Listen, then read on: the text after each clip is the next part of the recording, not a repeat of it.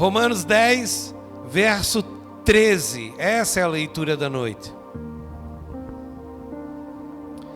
Por quê? Todo aquele que invocar o nome do Senhor será salvo. Todo aquele que invocar o nome do Senhor será salvo. Eu preciso ser curado, pastor. Você precisa ser salvo para ser curado. Se você for somente curado, pode ser que você não seja salvo.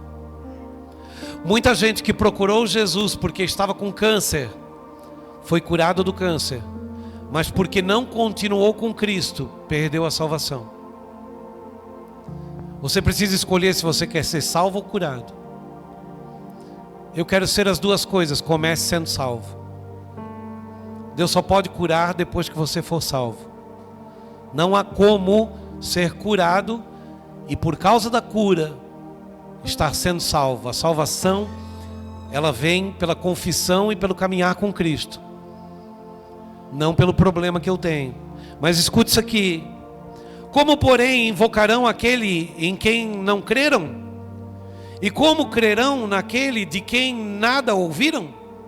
E como ouvirão se não há quem pregue? E como pregarão se não forem enviados? Como está escrito: quão formosos são os pés dos que anunciam coisas boas. Mas nem todos obedeceram ao Evangelho. Pois Isaías diz: Senhor, quem acreditou na nossa pregação? E assim, a fé vem pela pregação, e a pregação pela palavra de Deus. Aleluia! Amém? Irmãos, eu estou mais preocupado nesses dias com as pessoas que ouviram e entenderam, mas não viveram, do que com as pessoas que não ouviram. Porque há uma liberação. E a palavra nos disse aqui, quando ele diz assim, no versículo 14: como porém invocarão aquele em quem não creram? E como crerão naquele de quem nada ouviram? E como ouvirão se não há quem pregue? E como pregarão se não forem enviados? Há pessoas que nunca ouviram Cristo da maneira como nós ouvimos. Há pessoas que nunca, muitas vezes nós achamos que são agressivos, que nos odeiam, mas é uma causa natural. A intolerância contra a nossa sabedoria, a sabedoria que nos foi dada, ela é natural. Eles não irão nos amar mesmo. Primeiro porque nós nos achamos a última bolachinha do pacote. Achamos que fomos levantados porque somos salvos. Não, nós fomos levantados para sermos servos. Aleluia! Analisa o teu cristianismo agora. Se nós somos crentes, o crente crê. O crente crê. Jesus não disse que se nós, pelo seu nome, nós poderíamos levantar os mortos. Em meu nome ressuscitarão mortos. Você já esteve num velório onde você mandou o féretro levantar? Por quê? Você nem perde tempo. Por quê? Porque não crê. Você diz: não, mas se Jesus levou, eu não tenho direito de trazer de volta. E às vezes ele só levou para você trazer de volta, para mostrar que ele é o mesmo ontem, hoje e será eternamente. Aleluia, você está me entendendo? A gente vê um diagnóstico terminal. É câncer, o médico disse que agora daqui a 3 dias no máximo, se aguentar 3 dias. Aí você não ora mais, você diz: não, então vamos preparar tudo, né? Porque vai morrer. Esse é o problema. É que se nós fôssemos crentes, nós iríamos crer. Aí você tem um plano, você tem um projeto, mas você não coloca o pé porque você não tem dinheiro. Mas se você acreditasse na possibilidade dele abrir qualquer tipo de porta e estender diante de você qualquer tipo de caminho, você não estou falando de você fazer bobagem, de você comprar sem dinheiro, não. Eu estou falando de você começar a planejar e projetar, crendo que o dinheiro compra, mas a unção ganha. Aleluia! Ah, não somos crentes. O crente crê. O crente não duvida. O crente acredita que ele está voltando. O crente acredita na multiplicação, acredita no dia de amanhã. O crente acredita que todas as coisas que vêm para prová-lo é para que ele possa crescer, para que ele suba um patamar. Não somos crentes. E no mesmo quarto que eu estava orando, ele perguntou para mim: você é evangélico? E eu falei: sou. Ele falou: não és. Você não é evangélico, filho. O evangélico, ele lê o evangelho e cumpre o evangelho. Alguma vez você acreditou no seu coração para dizer a uma montanha: levanta-te daqui e remete-te ao mar? Eu falei: não, mas não era uma metáfora? Ele falou: não. Eu estava dizendo, se você tiver uma fé como um grão de mostarda, dirás a este monte, e não duvidares no teu... Esse é o problema. Dirás a este monte: levanta-te daqui e precipita-te ao mar, e isso será feito. Eu disse: eu não sou evangélico? Ele falou: não. Eu disse: o que me sobrou, Senhor? Ele disse: você é filho? Eu falei: filho eu sou, Senhor. E ele disse: não, porque o filho faz o que o pai manda. Quantas vezes eu mandei você interferir numa conversa de duas pessoas para orar, mesmo que você não as conhecesse? Quantas vezes eu mandei você entregar a profecia? Quantas vezes eu mandei você entregar a revelação e você reteve? E ainda reteve dizendo: confirma, Senhor, confirma. Se tu não confirmar, eu não vou. Eu não vou ficar confirmando, a minha palavra é única. Eu falei, está falado. Você está aqui, irmão? Aleluia. Não, às vezes pode ser assim, né? Vem o corpo, mas a alma fica em casa. Aleluia. Daí eu disse: Senhor, se eu não sou crente, não sou evangélico e não sou filho, o que eu sou? Ele falou: discípulo. Você é meu aluno. Eu estou ensinando você na caminhada. Você ainda não é crente, porque você não crê em algumas coisas. Você ainda não é evangélico, porque você não cumpre algumas coisas. E você não é filho, porque você ainda me desobedece. Então eu estou te ensinando a ser ou crente, ou evangélico, ou filho. Então você é aluno, você está na escola. E aí ele completou dizendo: quando vier a prova, trate de fazê-la sozinho. Não cole. Quem já colou na escola, irmão? Você só tem coragem quando o pastor levanta a mão, né? Você colou, irmão, né? Eu colei. E colei feio, irmão, né? Eu tenho técnicas de cola. E aí, na prova não dá para colar, irmão. Na prova com Deus não dá para colar. Você não pode usar a experiência do outro achando que o que você está vivendo, a armadura de alguém vai servir para você. Não serve. A prova é sua, você tem que passar sozinho. Tem muita gente trazendo casos para mim, achando que a minha oração vai tirar ele da prova. Não vai. A prova é para ser provado e para ser aprovado. Mas eu fiz a prova e reprovei. Faz de novo. Mas eu reprovei 2 vezes. Volta para a escola, que é a igreja. Aprende de novo. Vai para a prova de novo. Até você ser aprovado. É dessa forma que funciona. Aleluia. Então nós não podemos mais julgar quem não ouviu. Quem não ouviu, irmão, não tem o Cristo que nós temos, não tem consciência de Cristo. Aqui entre nós poderíamos dividir em várias classes. Os que creem sem duvidar. Podem até sair daqui quase que levitando, já nem andam mais. Acreditam mesmo. Os que creem, mas sabem que nem todas as coisas são bem assim, e às vezes a gente sabe que é natural, esse já está um nível abaixo. Tem aqueles que não creem, que dizem: eu gosto de ir lá para receber uma palavrinha, dar um ânimo, mas assim a gente sabe que não é bem assim.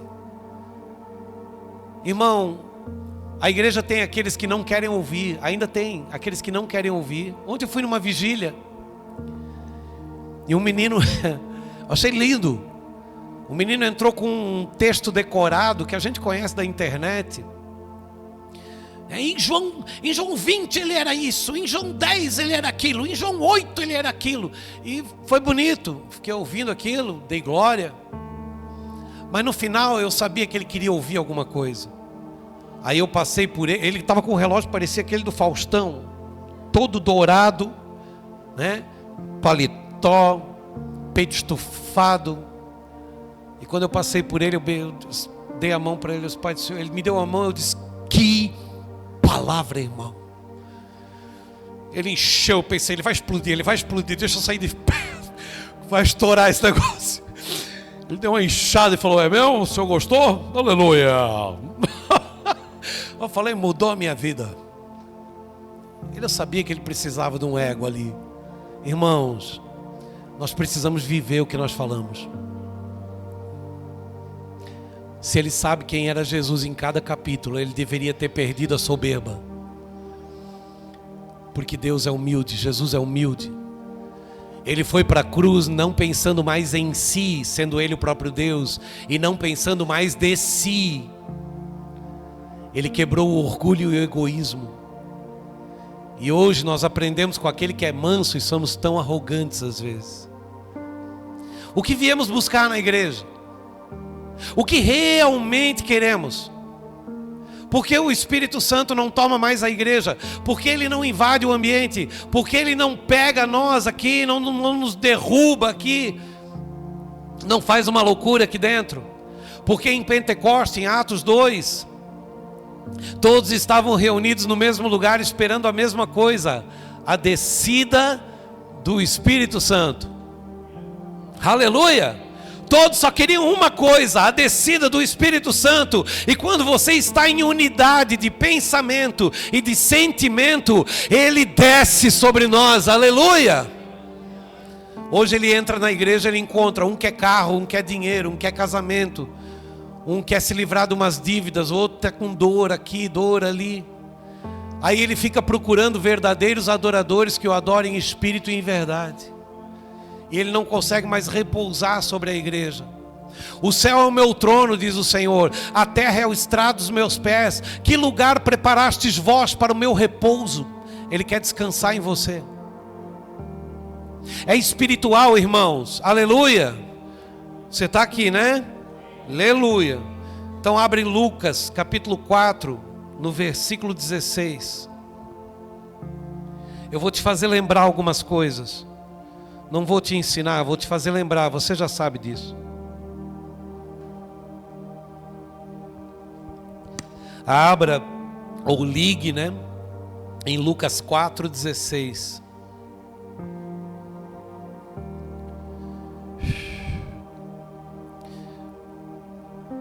As pessoas estão procurando saber quem é que prega, irmão. As pessoas me ligam, pastor, em que igreja o senhor vai estar? Pastor, qual é a igreja que o senhor prega? Pastor, o senhor vai estar naquele culto? O senhor vai estar naquele outro? Irmãos, as pessoas estão se apegando a pessoas.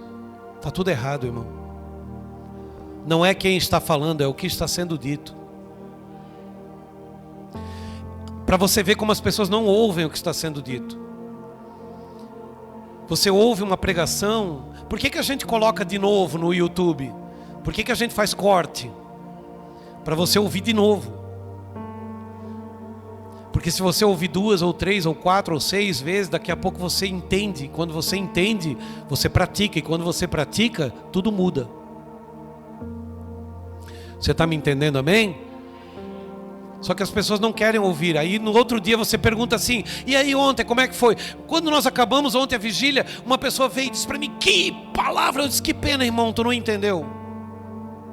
E ele falou, não, eu entendi. O que eu preguei? Ele falou, o senhor falou tanta coisa.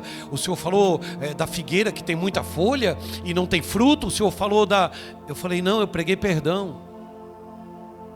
Eu preguei um tema. Eu preguei perdão só, mais nada. Você não ouviu. Ô pastor, meu Deus, como é difícil para nós. Como é que tu recebeu isso? Eu disse, renunciando, confessando pecado. Mas o senhor ainda erra? Muito. E aí o senhor se arrepende? Todo dia. E ele continua falando com o senhor? Sempre. Porque nada impede que ele fale com você. Você pode ter errado hoje de manhã, num erro catastrófico. Se você se arrepender e pedir perdão, ele vai falar com você no mesmo dia. Você está me entendendo? Ele não tem essa imparcialidade que nós temos. Somos nós que ficamos bicudo quando alguém nos ofende. Alguém nos ofende, a gente fica bicudo, não falo mais com ele, não quero mais ver ele. Deus não tem isso, irmão. Deus, você transgride naquela manhã, ao meio-dia, você dobra o joelho, pede perdão e se arrepende verdadeiramente. À tarde ele já está te chamando de meu filho. Ele já está te dando uma nova oportunidade. O tempo é muito curto, irmão. Se 1000 dias para Deus é como se 1000 anos é como um dia, e um dia é como 1000 anos, para Deus a nossa vida leva alguns minutos. Daqui a pouco a gente volta. Você está pronto para voltar? Quem quer morrer? Quem quer ver Deus? Quem quer ver Deus? Mas quem quer morrer? Então, aleluia. Meu Deus, é um contrassenso. Eu quero ver Deus, mas eu não quero entrar nesse ônibus, eu não quero embarcar. Mas só esse ônibus vai levar para ele. Oh, meu Deus. Aleluia. Já não sou eu, mas eu quem vivo, é Cristo que vive em. Isso tem que ser verdadeiro. Ah não, pastor, é que os meus filhos são pequenos, eu não posso partir agora. Ah não, pastor, é que eu queria construir minha casa. Ah não, pastor, é que eu queria. Ah não, pastor, é que eu ainda quero mais, eu quero viver pelo menos até os 80. Ah não, pastor, eu ainda queria ter mais um filho. Ah não, pastor, ah não, pastor, ah não, pastor, ah não, pastor, e ninguém quer o Espírito Santo. Todo mundo está correndo atrás de alguma coisa. E ele ofereceu alguma coisa? Vamos ler? Lucas 4,16. Indo para Nazaré, onde fora criado, entrou num sábado na sinagoga, segundo o seu costume, e levantou-se para ler. Deram uma oportunidade para Jesus, irmão. Então, lhe deram o livro do profeta Isaías, e abrindo o livro, achou o lugar onde estava escrito: o Espírito do Senhor está sobre mim, pelo que me ungiu para... Agora olha para que ele foi ungido: evangelizar os pobres. Enviou-me para proclamar libertação aos cativos, restauração da vista aos cegos, e para pôr em liberdade os oprimidos. Não tem terreno, não tem casa, não tem dinheiro, não tem casamento, não tem realizações pessoais. Ele veio para evangelizar os pobres. A palavra pobre aqui não tem a ver com dinheiro, tem a ver com simples, pessoas humildes, que podem ter tudo, mas você olha para ela e você diz que não tem nada. Você está me entendendo, amém? Ele veio evangelizar essas pessoas como? Através de nós. Aí ele vem e diz assim: enviou-me para proclamar libertação aos cativos. Ele está falando para libertar você das prisões espirituais que você vive, as prisões psicossomáticas, da depressão, da angústia, do medo, da raiva, do ciúme, da dúvida. Ele veio te tirar de cadeias do passado, lugares onde você está aprisionado. Você não consegue sair daquela angústia, você não consegue sair daquele problema, você não consegue sair daquela pobreza, você não consegue sair daquela dúvida, dívida. Você está sempre ali, preso em pensamentos do passado. Você não lança uma rede, você só mexe em baú. Ele continua dizendo: restauração da vista aos cegos. Ele veio mostrar visão espiritual. Ele veio tirar a tua vista das coisas que você vê e que te fazem parar. Ele quer que você enxergue através do problema. Ele quer que você tenha esperança, que você tenha visão espiritual. Aleluia! E por último, para pôr em liberdade os oprimidos, os que vivem em opressão. Aquelas pessoas que estão sempre debaixo de algum jugo, de algum peso. Irmão, uma mulher veio para mim. Nós falamos sobre ter guardado algum tipo de estátua, imagem. Isso é maldição. Eu não estou falando contra, escute. Eu falei isso na outra igreja, lá em Itapema, eu vou falar aqui. Ninguém tira o amor e o respeito que eu tenho pela menina Maria que está na Bíblia. Ninguém. Porque se o meu Deus escolheu ela, não sou eu que vou removê-la. Aleluia! Eu sei que ela andou 153 quilômetros em cima de um burrico, dia e noite. À noite com -6, -10 graus. De dia com 60 graus. Para poder ter numa manjedoura o nosso Jesus. Aleluia!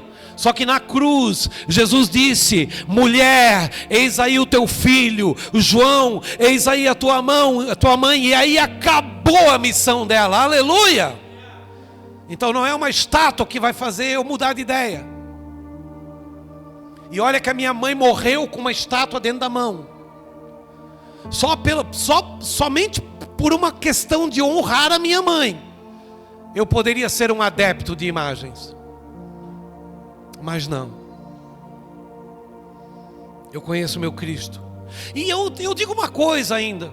Que a pessoa veio falar comigo e disse assim: ah, pastor, mas é respeito. Eu falei: querido, quer respeitar Maria? Você quer respeitar Maria? Então vamos na Bíblia. Maria disse o que nas bodas de Caná da Galileia? O vinho acabou. Jesus disse o que para ela? Mulher, que tenho eu contigo? Aí Maria vira e diz o seguinte para os servos. Ela diz assim, ó: tudo o que ele disser, isto fazei. Então pelo menos obedece ela. Eu disse: se você realmente ama ela, obedece. Ela mandou ouvir o filho e não ela. Aleluia! Você está entendendo, amém?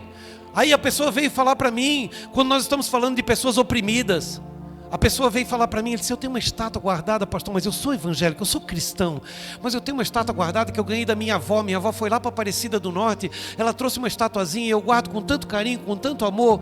Eu falei para ele: querido, você está vivendo uma vida de opressão, porque você não pode nem ser livre para escolher se você quer jogar fora ou se você quer guardar. Você tem que guardar por causa de alguém, não é por causa de você. Você está guardando essa estátua por causa dela ou por causa de você? Ele disse: não, ele até tinha dito para mim: quando ela morrer eu jogo fora. Eu disse: querido, tu pode morrer antes que ela. E como é que tu explica na redenção que tu adorou outro Deus que não fosse o Todo-Poderoso? Porque Deus não divide a sua glória com ninguém.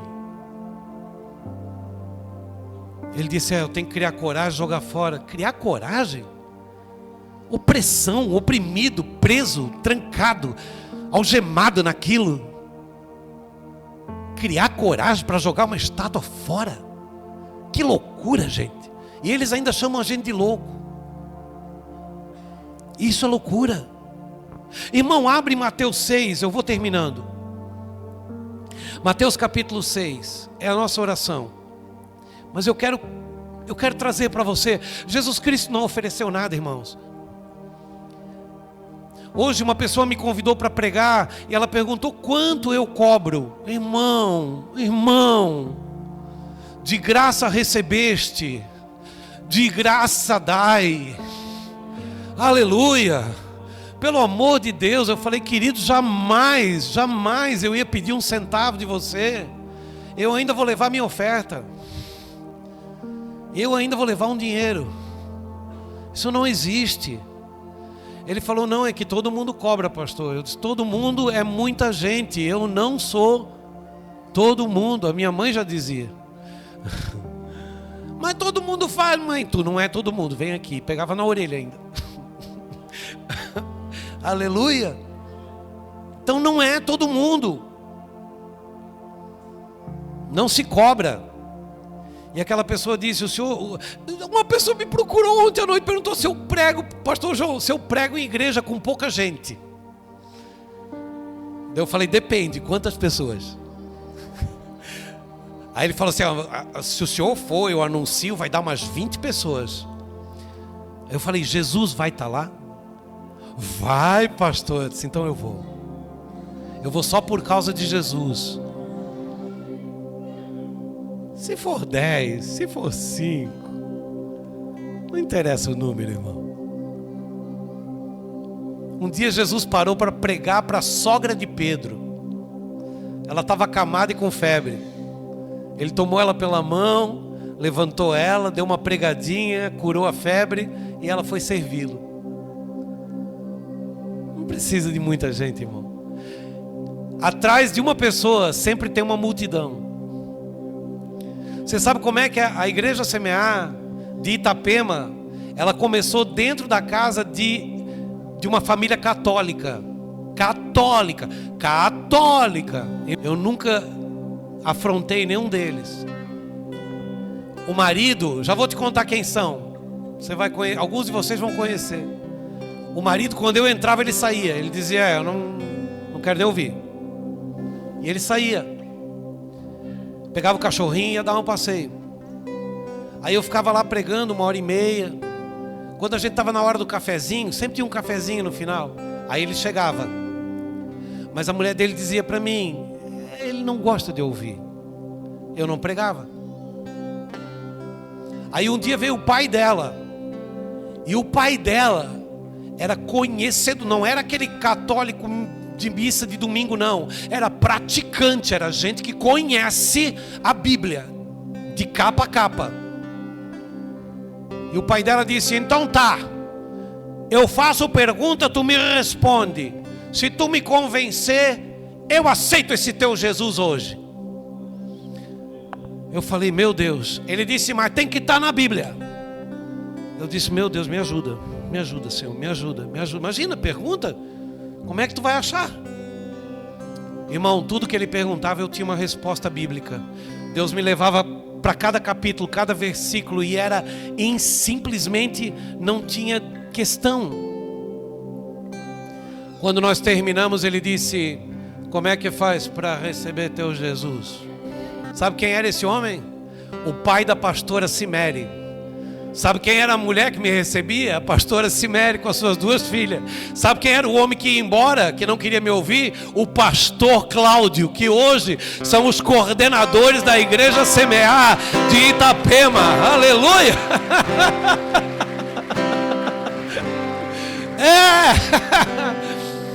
Esse grupo de mulheres que vai fazer 7 anos é o grupo de mulheres que a pastora Cimere coordena, que tem mais de 100 membros. Uma igreja que tem 11 anos de existência, que toda sexta-feira nós estamos lá pregando. Eles multiplicaram, irmãos. É muita gente que segue eles. É muita gente que respeita eles. Fazem um trabalho social fantástico, com cestas básicas, na rua, indo debaixo de viadutos, visitando pessoas que estão debaixo de barraca de lona. Eles entenderam, irmão. Nós ganhamos pelo amor. Não para dizer: você está errado, você está na religião errada. Não, irmão. Vem aqui na oração do Pai Nosso que eu termino. Portanto, vós orareis assim: Pai nosso que estais nos céus, santificado seja o teu nome. Agora olha aqui, ó. O primeiro pedido: venha o teu. Primeiro pedido é material, físico, financeiro. Primeiro pedido: venha o teu reino. Faça-se a tua vontade. Segundo pedido: assim na terra como no céu. O pão nosso de cada dia nos dê. É terceiro pedido. Perdoai as nossas dívidas, assim como nós perdoamos a quem nos tem ofendido. Perdoai as nossas dívidas é o quarto pedido. Não nos deixes cair em tentação, é o quinto pedido. Livra-nos do mal, é o sexto pedido. Tem 6 pedidos, nenhum deles É material, financeiro ou físico. Todos eles são espirituais. Todos os pedidos. Ele está aqui, irmão. Ele não veio para te atender na área material, física e financeira. Ele veio para te dar força para ires buscar, para trabalhar. Ele veio para te dar sabedoria para vencer. Ele veio para te mostrar o caminho para que você possa conquistar. Mas Ele veio para que você tenha vida, e vida em abundância. A proposta de Jesus não é te dar alguma coisa para te manter na terra, é te preparar para te levar de volta. Tudo que Ele quer agora é isso. É te preparar para te levar de volta. Ah, pastor, eu quero viver muito. Eu também quero, irmão. Todos nós. Mas eu quero viver o melhor de Deus nessa terra. Eu não quero viver só por viver. Eu quero ter certeza que é Ele o tempo todo, em todo lugar, fazendo todas as coisas.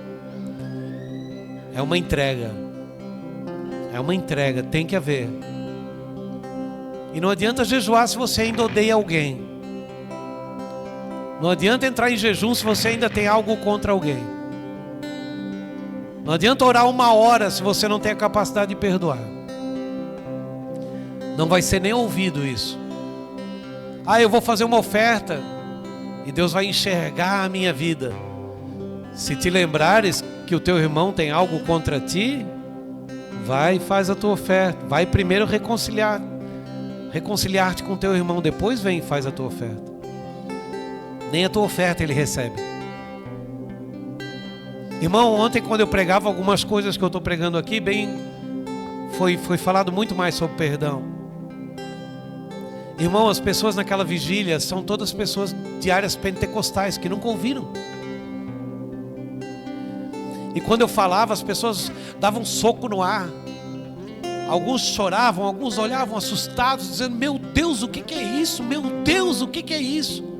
E eu estava falando o básico: amar e perdoar. Eu estava falando o básico. Eu li esse versículo 14 aqui, ó, Mateus 6,14. Porque se perdoardes aos homens as suas ofensas, também o vosso Pai Celeste vos perdoará. Se porém, diga comigo, se porém não perdoardes aos homens as suas ofensas, tampouco o vosso Pai vos perdoará as vossas ofensas. Você acredita mesmo que alguém entra no céu sem ser perdoado? Esquece, irmão. Perdão é tudo. Perdão é a base de tudo.